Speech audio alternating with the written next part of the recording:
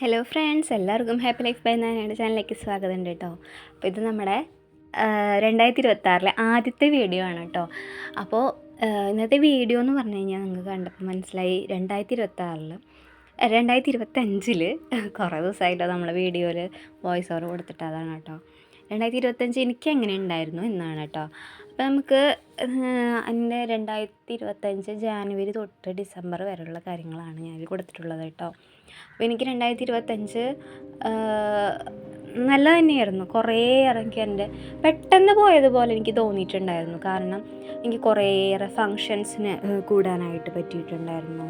House വാമിങ്, അതുപോലെ കുറേയേറെ ടൂറൊക്കെ പോകാനായിട്ട് എനിക്ക് പറ്റിയിട്ടുണ്ടായിരുന്നു. കുറേയേറെ പൂരങ്ങളും വേലകളും കാണാനായിട്ട് പോകാൻ പറ്റിയിട്ടുണ്ടായിരുന്നു. അതൊക്കെയാണല്ലോ നമ്മുടെ ഏറ്റവും വലിയൊരു സന്തോഷം എന്ന് പറഞ്ഞു കഴിഞ്ഞാൽ.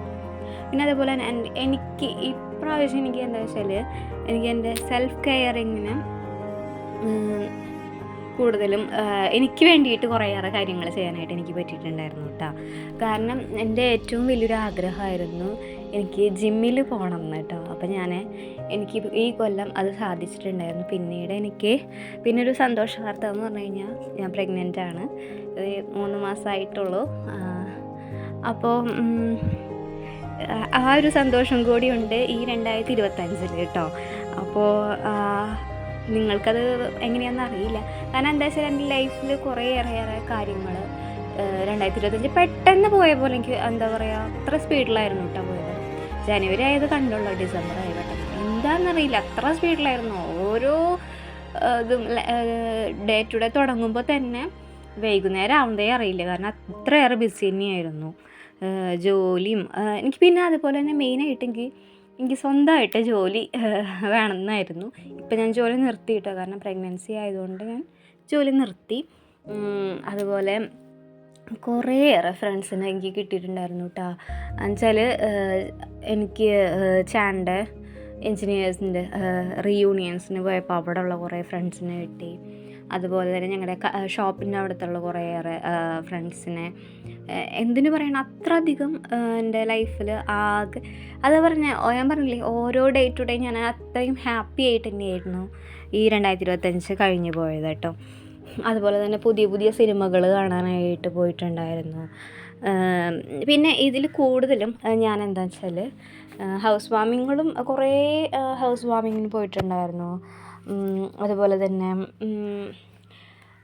മേമയുടെ വീട് പാർക്കൽ, തറവാട്ടിൽ ഇത്, പിന്നെ ഓരോ നമുക്ക് പറയാൻ പറ്റില്ല, അത്രയേറെ ഇതിന് പോയിട്ടുണ്ടായിരുന്നു കേട്ടോ. നമ്മൾ ബർത്ത്ഡേ ഫങ്ഷൻസ്, കല്യാണങ്ങൾ, എനിക്കറിയില്ല എത്രയേറെ ഇഷ്ടം ഫങ്ഷൻസിന് പോകാൻ പറ്റിയിട്ടുണ്ടായിരുന്നു കേട്ടോ.